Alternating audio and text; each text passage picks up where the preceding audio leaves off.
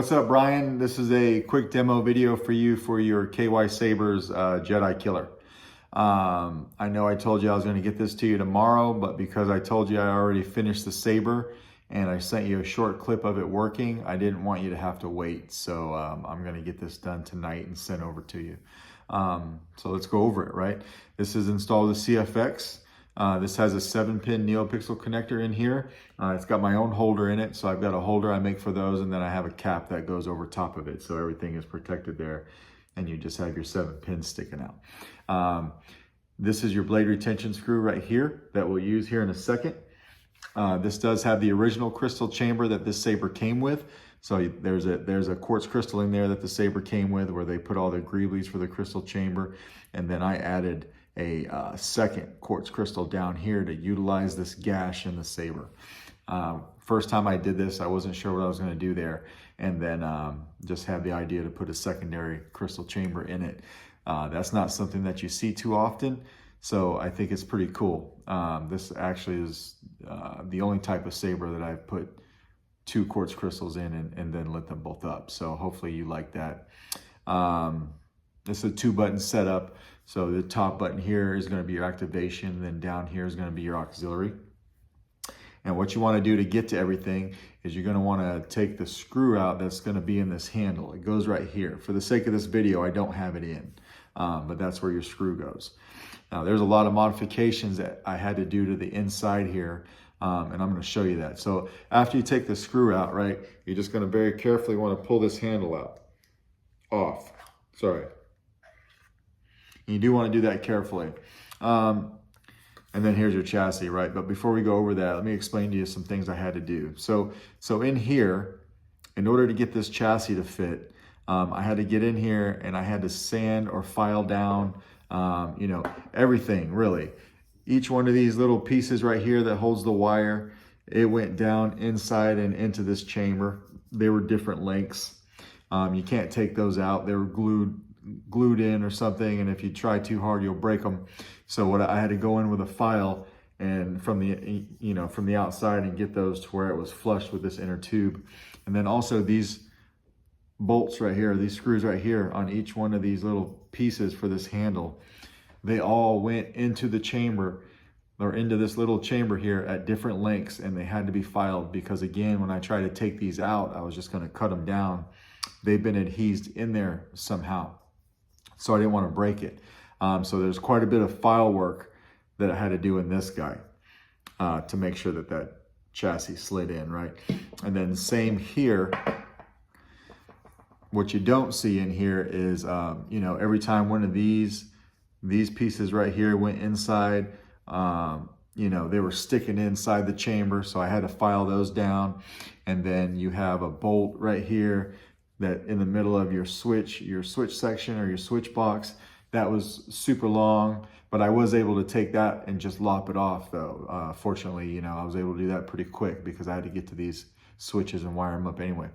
But a lot of filing and stuff went into this. And this is the second or third one I've done like this, of this hilt. And all of these guys are different. So every time I go to do one, I can't just print a chassis, the same chassis that I had before, because everything's a little bit different. Like this section here particularly, like yours is a little bit shorter than the last one I did. And then I've got another one in-house right now that I need to do for someone else. It's different than this one and the last one I did. So they all vary in length. And so each chassis has to be modified just a hair. So there was that. And then, so you do have a set screw right here. This set screw right here is holding in your chassis. So if you ever need to get to your board, you can loosen that set screw and pull your chassis out, then your board's right there. But I did make it to where you can put your SD card in and out from right here. You don't need to take this chassis out to add sound fonts or mess with your config or anything. You can do all that from your SD card, and you can get your SD card right here. So on one side of the Saber here, it does say, on this side it says Jedi Killer in Arabic right here. And then on this side here it says Solo Sabers.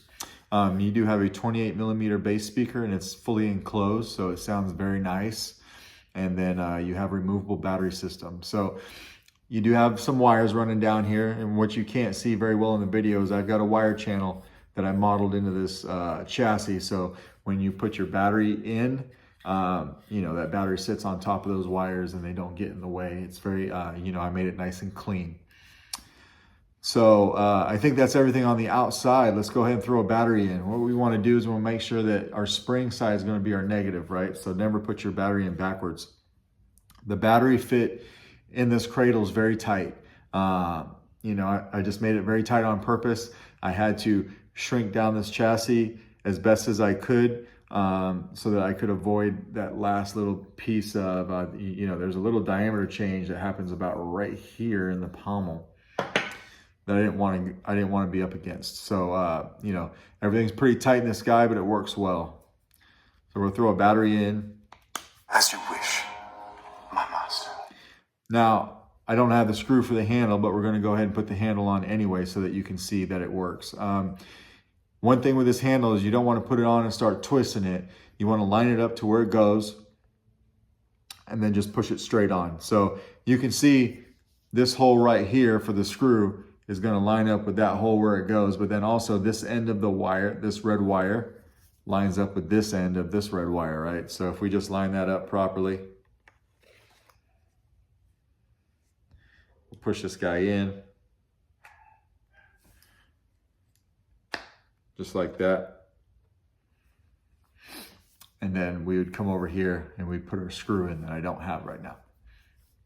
So by this time, the board probably went to sleep, right? So we're going to have to wake it up with the activation. Rise, my apprentice. That just sounds sick, right? And then we'll turn it on.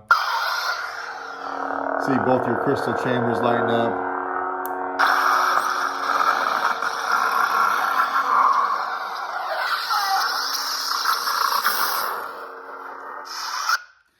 And we'll throw a blade in it. So this does take a 1-inch diameter blade.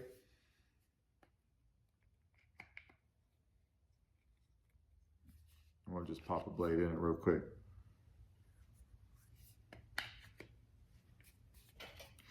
You actually have 2 blade retentions that you can use if you wanted to, that I was trying out earlier.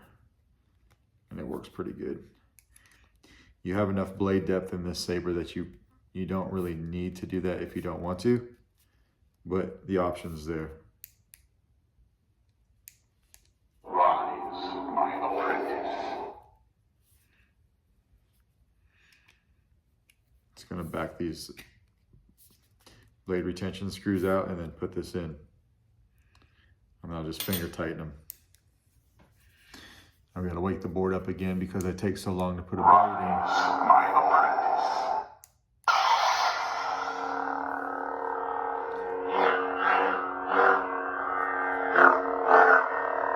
Smooth swing sounds really good. Crystals lighting up well. They do mimic your blade. So on CFX, I gave you an unstable red for this sound font, but if you don't like the color, so I guess first what we're going to do is we're going to change the blade effect, and then we'll go back and we'll change the color. You can see it a lot better on video when I have a solid blade style. So we'll hold down the auxiliary and we'll twist our wrist. Keep the button held down. Spectrum. Keep holding it. Blade profiles. Now you can twist the hilt, and every time you hear it click, it's a different blade color or blade effect. You can see it really good here in your crystals, right? But we're just going to search for a solid one.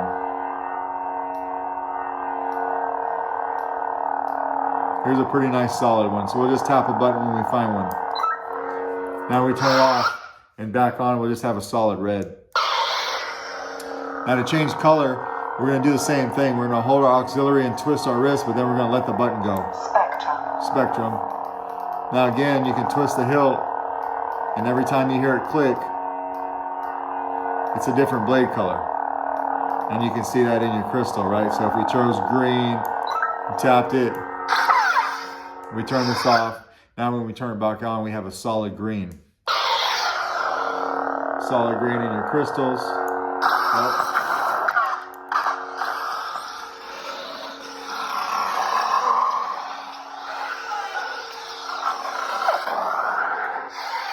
Now to change sound fonts, what you want to do is just hold down the auxiliary button when the blade is off.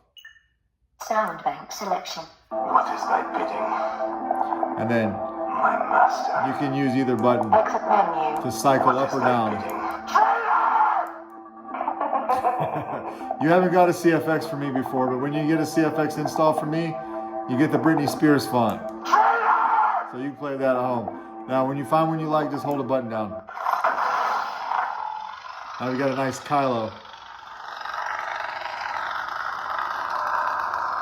Right?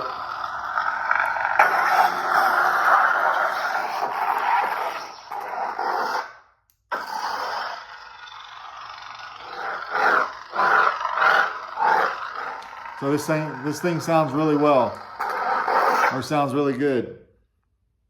So I'm going to take the blade out now. Handle's wanting to move around on me a little bit because I'm being lazy making this video and I didn't put that screw in. But anyways, that is your Saber. That's the functionalities. If you got any questions, please let me know. Other than that, I'll probably ship this out to you tomorrow. And you know, thanks for letting me build it.